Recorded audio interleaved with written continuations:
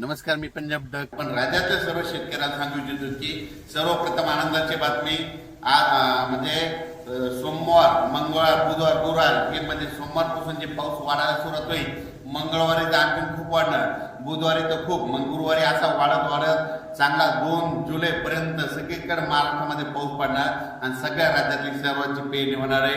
म्हणून ही सर्वप्रथम शेतकऱ्यांसाठी आनंदाची बातमी. आज तुम्हाला सांगू इच्छितो की आज देखील तुम्हाला बघायचं झालं तर आज बऱ्याच ठिकाणी वारं बंद होईल. काल देखील वारं बंद झालं, त्याच्यानंतर आज देखील होईल आणि दिवस मावळत असताना म्हणजे आज 20 तारखेला उद्या देखील तुम्ही बघा आज खूप तांबडा आभाळ होईल. ज्या ज्या भागात जास्त तांबडा आभाळ झालं वाटल्या त्याचा फोटो काढून ठेवा. बघा त्या भागामध्ये सोमवार, मंगळवार, बुधवारला कसा पाऊस पडतो, म्हणजे 72 घंट्यात तिकडे पाऊस येतो का नाही हे तुम्हाला निसर्ग संदेश देतं. उभं जर वारं सुटलं ना कोणाला कोणता तुम्हाला पाऊस सांगत नाही, पण यापुढे एक गोष्ट लक्षात घ्या, असं उभं वारं सुटलं आणि त्याच्यानंतर आता हे वारं बंद झालं, नंतर दिवस मावळत असताना एकदम तांबडा आभाळ झालं, सगळीकडे झालं की तुम्ही म्हणायचं आता 72 घंट्यात पाऊस येणार आहे. म्हणून हा अंदाज सर्व निसर्ग देतो.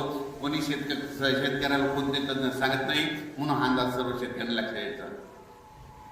जिल्ह्यावाईज जर सांगायचं झालं, तुम्हाला सांगू इच्छितो विभागवाईज सांगायचं झालं तर आज देखील काय होणार आहे, म्हणजे आज देखील बऱ्याच भागामध्ये पूर्व विदर्भ इकडे दक्षिण महाराष्ट्राकडे बऱ्याच ठिकाणी थोडंफार आगमन होणार आहे. पण 21 तारखेला ते आगमन आणखीन वाढत जाणार आहे.